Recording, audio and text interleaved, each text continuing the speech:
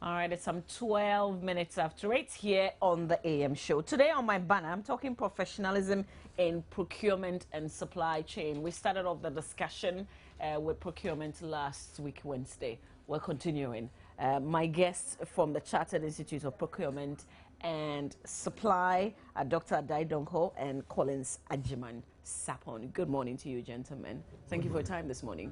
Thank you. Okay, so we're talking professionalism in procurement, and I'm sure somebody is asking, but when you want to buy, what is professional about it? You just go and look for what you want to buy and then buy. So what exactly do we mean when we say professionalism in procurement? Okay, professionalism is getting the right people with the right training, with the right background, academic and practice, doing what they've been taught or they've been trained to do. So professionalism in procurement, we just want to say that procurement is not just going to the market and buying. It has a lot of technical thinking, okay, to do. Like we say that technically acquiring what you need. So it is not just walking to a shop, seeing the price tag and picking the item. But most of the time, like you just said, people see what buying. Everybody buys. I mean, everybody can buy. So people use that mentality, or they take that mentality to the procurement practice in their various organizations, because most of them are not trained. Maybe you have other professionals. They can be accountants, they are engineers and whatever. They get opportunity to become the procurement officers for their organization, but they don't attach that training and that discipline in procurement. Okay. So that is what we mean. Dr. Donko, is it not looking at buying at a cheaper cost when we say procurement? Thank you. It is not always at a cheaper cost. In supply chain, for that matter, procurement, you look at even the right goods. And by the right good, we are referring to that right product which will go to support the achievement of organizational objectives. Then you look at it in terms of the right quantities. People buy, they will say it's cheap, let's buy in stock. But that is not a best practice. Buy in bulk? It's not? Buying in bulk is different from buying and stocking, awaiting a price hike so that you take advantage of today. But you need to plan for what you are buying so that you have about what you need to achieve the targets that you have set for yourself. Then you need it even in the right quality, in the right condition. You don't buy anything at all because they are cheap, but you need to look at the condition in which they are, whether they are fit for the purpose for which you are buying them. Then the price will also come, the place will also come, and all the others. So to be professional, you need to be advised in your decisions by what you know, what you have been taught, and the ethics of the profession, the do's and don'ts of the profession. Then we say that you are a professional. Okay, so it makes a lot of sense. Procurement is not just buying, which means not anybody at all can do it. You need some kind of training. What do you have to go through?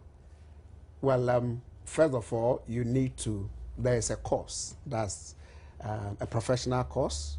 There are levels. You can have the foundation, then you charter. There's a certificate. And that is the foreign one, the professional one, which after some time you'll be licensed. After a long time of practice, you'll be licensed, so that you can't even, a time is going to come that you might not be able to practice as a procurement specialist if you are not licensed. Because around the world, we've seen that, I keep on saying this, in an organization, the only unit or the only function where money gets out of the organization, apart from salaries, is through procurement. You can't just walk to the finance department and tell the chief accountant or the chief finance officer to write you a check. He will ask you for what? But here you have people that are interacting with the public, the business public. Are you getting the point? And they come, the guy says that I've supplied this, I need to be paid. They just present an invoice and payment is done. Money is out of the building. So you need the right fit in terms of the skill, in terms of training, in terms of the ethical background, in terms of the general view of business. For example, you were talking about pricing. Those days, you know what people do? They will just look at the cost of their item, then they add their margin and go to the market to sell. These days, it is, so that one we call it cost-led pricing. But now, it is price-led costing. The meaning is that you have competitors on the market. This item, your competitor is selling it as 2 cedis. So you know that if you go out there and sell it at 3, nobody's going to buy. Therefore, you also want to sell it either 2 cedis or 1.5. So, even behind the closed doors, you are going to sell your product at 1.5. Now, what do you do internally to achieve that 1.5 price and still make profit? So that is where the cost-cutting strategies come in. That's where the fit-for-purpose questions will come in, the must-have will come in. And there we can ask you, do we really need iPad to come on this show? Should everybody within multimedia be given a laptop? Because some don't go out. So you're talking like the procurement officer in that organization? Yes. Who is questioning, you know, the request that is coming to him. Coming. So it's not just getting a request from, let's say, the production department that we need 20 cameras. But isn't that, you know, more of the job of the accountant? I mean, they have difficulties in releasing funds. So they ask all the difficult questions and they want you to cut down. You see, but before... if I say I need a tab for the show, yeah, I mean, and the request has been approved and you're the procurement officer, and I give it to you, your job is to just go buy for me. Thank you. That is where the professionalism comes in. Because I come in with a different eye. I just ask, is everybody in multimedia that needs a laptop to walk around? You need to understand the nature of their work. How many times do they go out of the building? I get on the point. So now we are questioning the status quo. So you can be the general manager, but your work, you don't go out more. So I would rather provide laptops or iPads to the broadcast journalists, those who go out to question or research, whatever.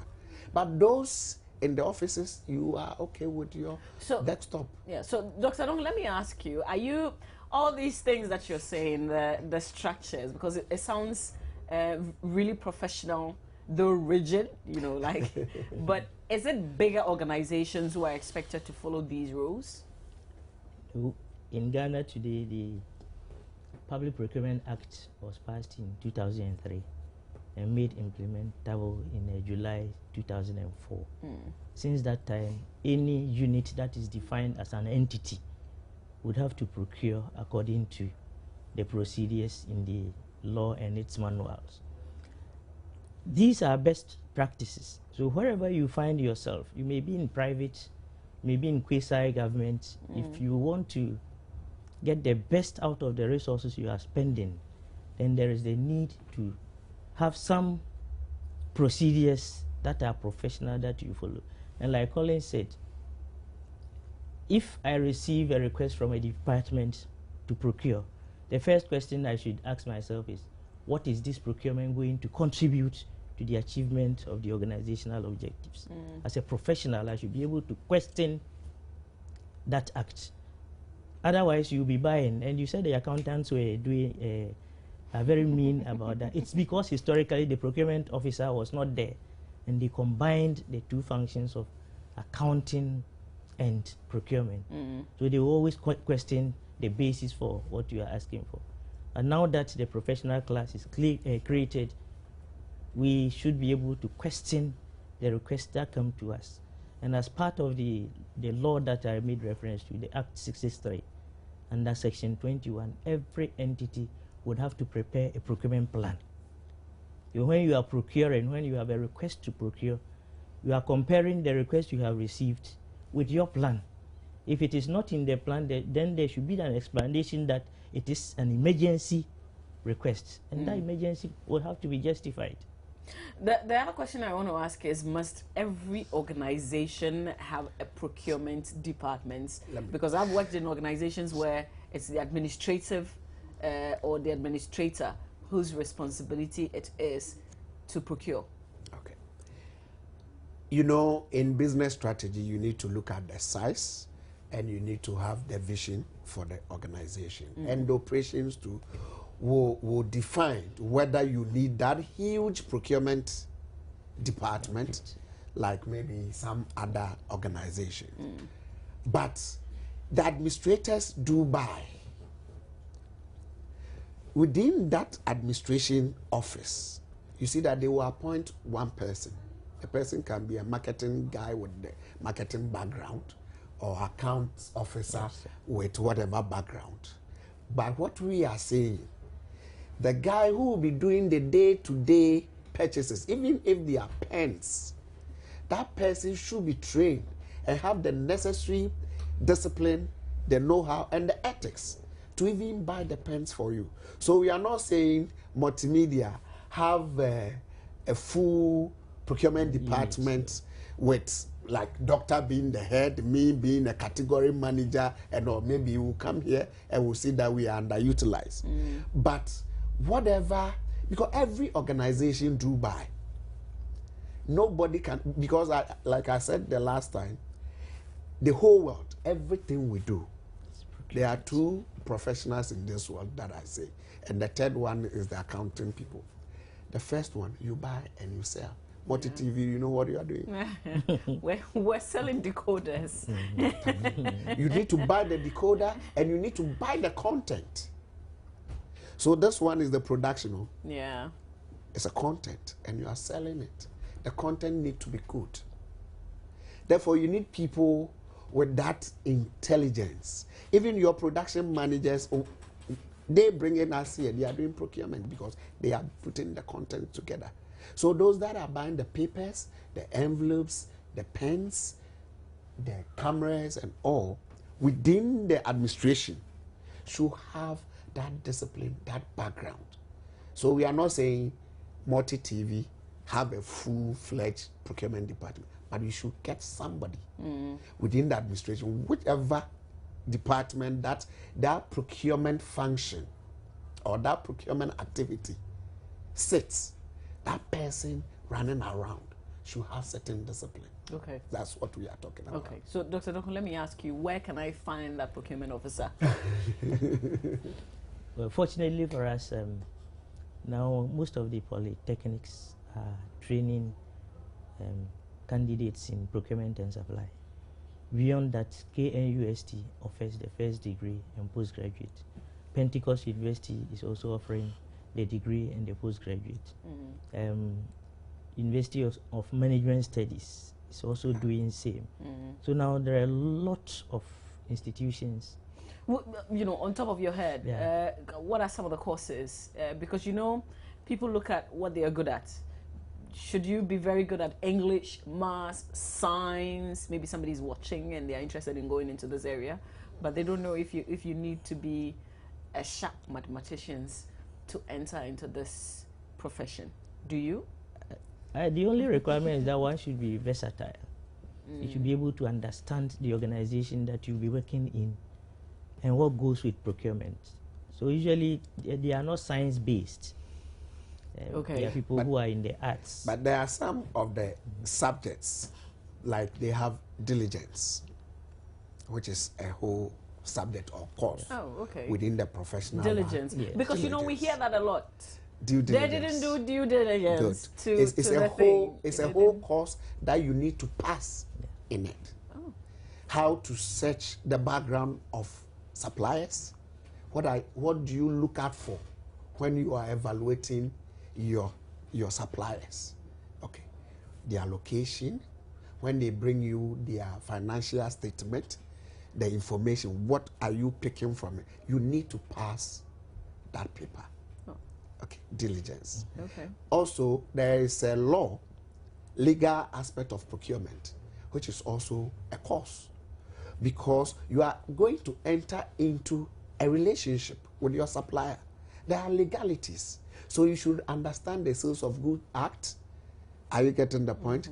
At times, contracting and all, contract management is part, contract administration, and even finance for procurement people. Because as a procurement person, you need to have certain level of finance, because you should be able to calculate, you should be able to know the equity, the jaws and all, because you are a cost specialist. You should understand when you pick your own company's financial statement, you should know that is my company doing well.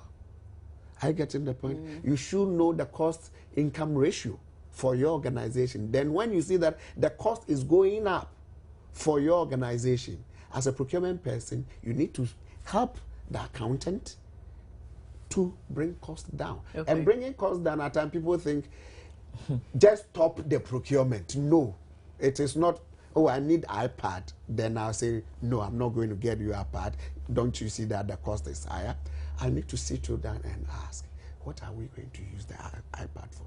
Does your work require you to use iPad? Or you just want it for Facebooking and WhatsApping?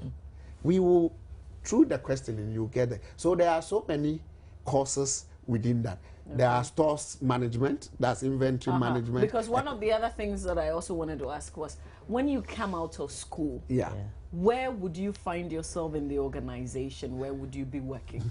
Because you cannot always get that job as the head of procurement. Yeah. We usually look at the chain. We call it supply chain. So at the Polytechnic, they do purchasing and supply. Okay. And they come that's part of the broader. Yeah, that's the basic requirement. And when they come, they are put in the warehouses. And a few of them would go into procurement, because the warehouses are more than the procurement units. One institution may have one big warehouse, sections A, B, C, and others. But they would need only one person or two at the procurement unit. So when they come, initially they fit into the warehouses and the procurement unit. But as they specialize, as they do the postgraduate and others, the charter, they specialize into either procurement or warehousing management. Are there enough jobs? More than enough. Because, you know, once you talk warehouse, I'm thinking manufacturing companies. And how many of them are around? Let me do just a quick analysis of where I work, Ghana Health Service. We have 10 regional medical stores. Each of the medical stores require at least 4 supply managers. That takes it to 40. We have 10 regional hospitals. Each regional hospital requires 2 supply managers. That takes it to 20. All these units, apart from the medical stores, would also require procurement officers. Yeah. So conservatively, I would say that in the minimum, Ghana Health Service will require about 150 professionals. Can I be a difficult client? Ghana Health Service is a government institution. How many of them quickly move on so that others can come?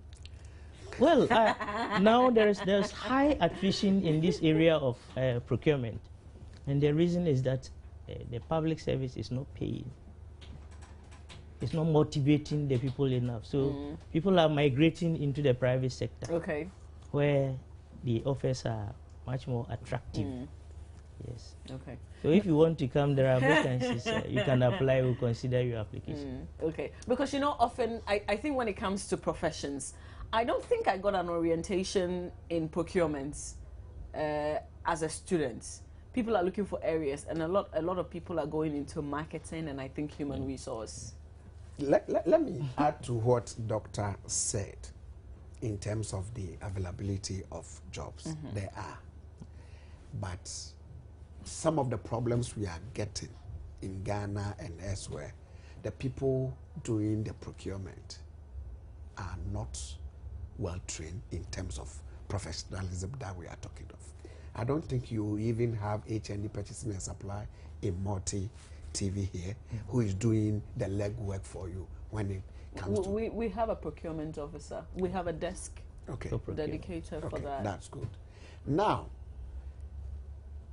if you watch yesterday's graphic, you know, the Public Procurement Authority had their 10th anniversary last week, Thursday, and you heard the Minister of Finance, what he said, the Chairman, Commodore, and even if over 70%, and this research, it cuts across, over 70%, apart from salaries, what they call personal emoluments, in every organization, apart from salaries, 70% goes into procurement. So, if you have a chunk of your costs being managed by people who don't understand the kind of amount they have entrusted in their hands, then you have a problem. So that is why we want people to know that if 70% of your total costs is going through a particular window, a small window in your organization, then you need to sit down and re-strategize. Is the 70 very high? I mean, doesn't it depend on what the organization does?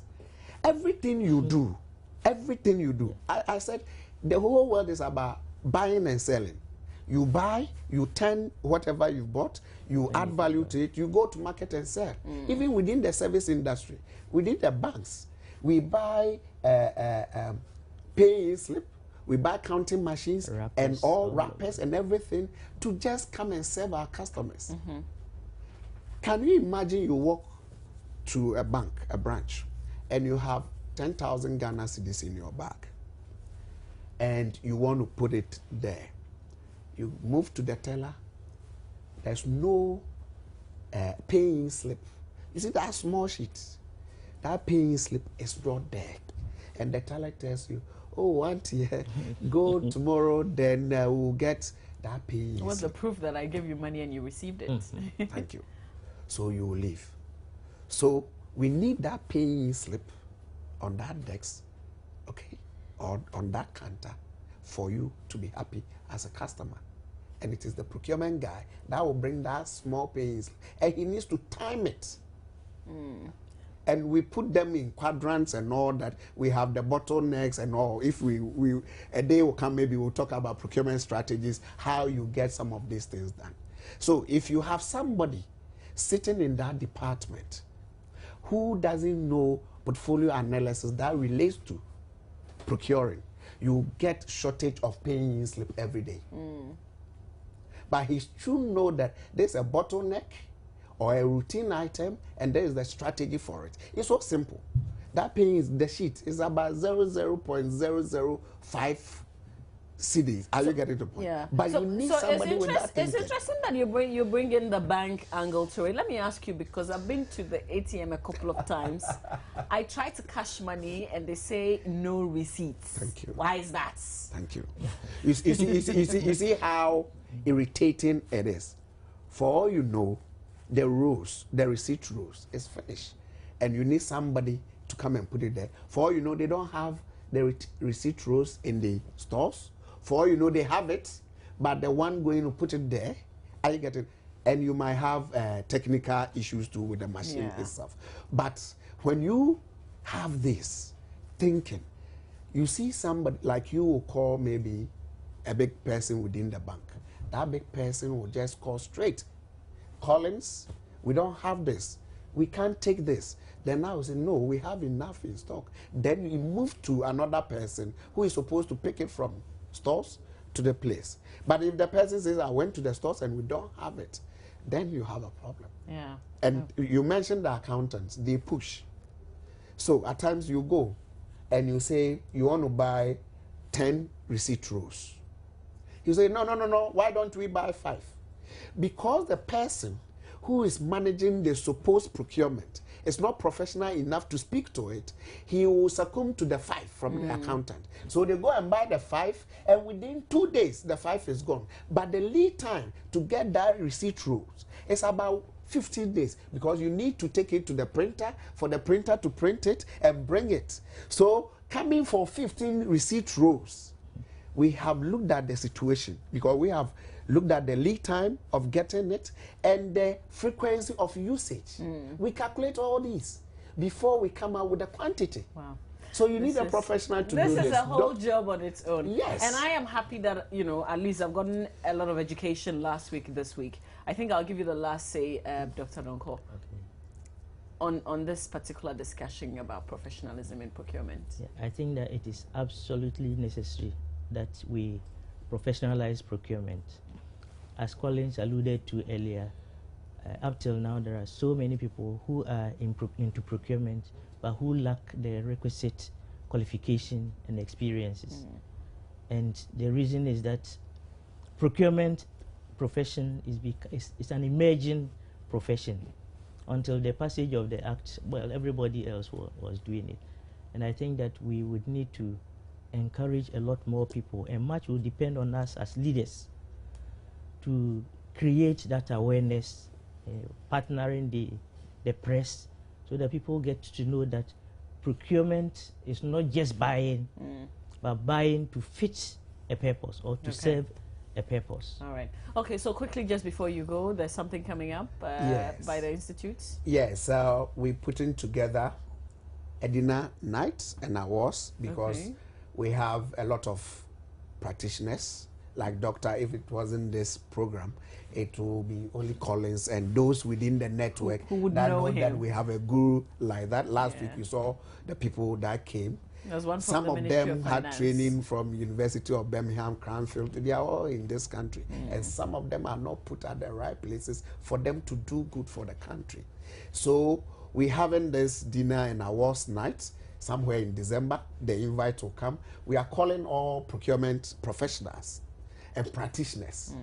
The practitioners, you can be an engineer, but for all you know, they've been in that work for over 30 years. You can't move that person away because at times they have the discipline and we need their experience. So the invite will come and we want everybody to be part of this program. It's the maiden one. It's going to be grand so that going forward, people will know that this procurement issue that almost every day, and they didn't do due diligence, and there's this, there's that, there's that.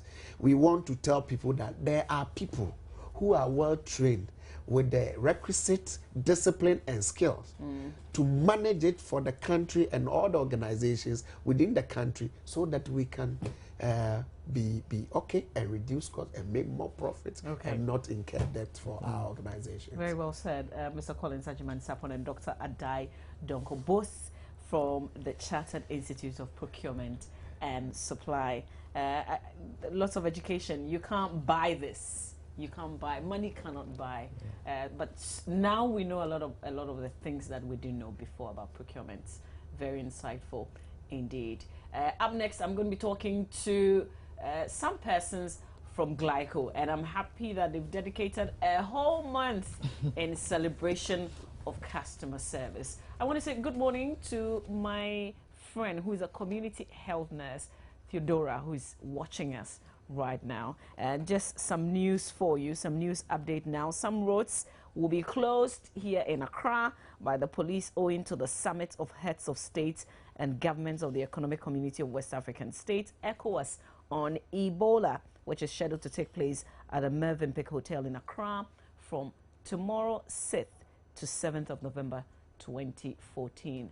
A lot more on that here on the Journeys channel. But this is the AM show. Stay with me. I'll come back with Glyco.